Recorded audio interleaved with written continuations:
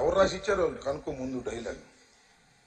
ఆయనకి రావు ఇవన్నీ. నేను ఖచ్చితంగా ఇదే మాట ఏంటది ఒకసారి చెప్పు.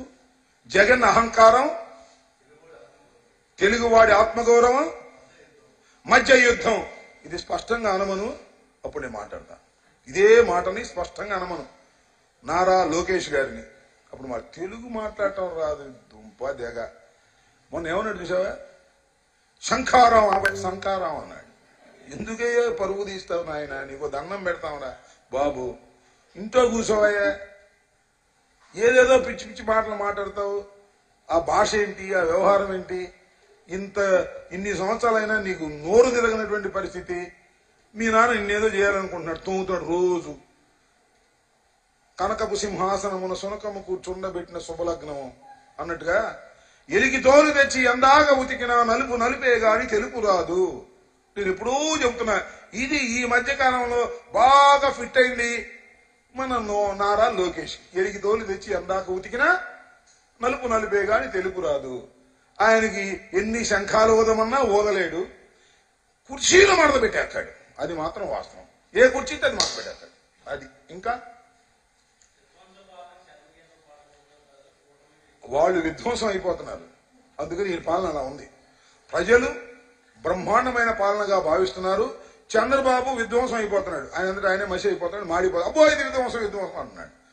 తెలుగుదేశం మఠాష్, అది విషయం.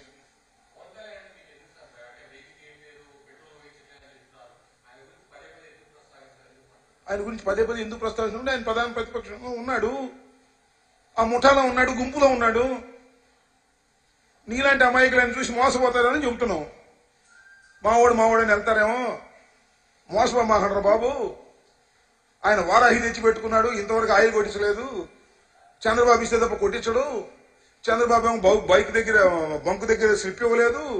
అందుకని ఆయన మాట నమ్మమాకండ్రా బాబు అని చెబుతున్నాం. ఆయన కూడా మాకెందుకంటే ఆయన సినిమాలు తీసుకుంటే మేము మాట కాదన్నావా? వచ్చి రాజకీయాలు మాట్లాడుతున్నాం కాబట్టి మేము రాజకీయాలు మాట్లాడుతున్నాం. మాట్లాడకూడదంటే ఎట్టగా? ఆయన గురించి మీకెందుకు అంటే ఈజ్ ఎ పొలిటీషియన్. మా గుంపులో ఉన్నాడు, అవతల గుంపులో. ఆయన చేసే పనులు ప్రజలకు చెప్పాలి. చెప్పకపోతే నీలాంటి అమాయకులు దెబ్బతినిపోతారు. సినిమా మోదులు వెళ్ళి అది చెప్తున్నాం అంతే. తీసుకునేవాడు తీసుకోండి, లేకపోతే లేదు, నాకేం అభ్యంతరం లేదు.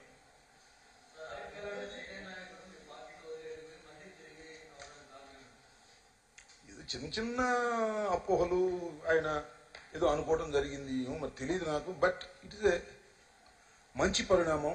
RK is a sincere politician, నాకు తెలిసినంత వరకు నిబద్ధత కలిగినటువంటి వ్యక్తి. కాకపోతే కొద్దిగా అటు జరిగాడు, కారణాలు ఏంటో నాకు తెలియదు. మళ్ళా సరి అయిపోయాడు.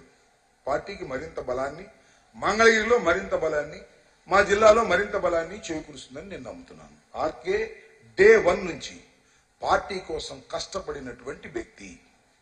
మళ్ళీ తిరిగి మా పార్టీలోకి వచ్చాడు.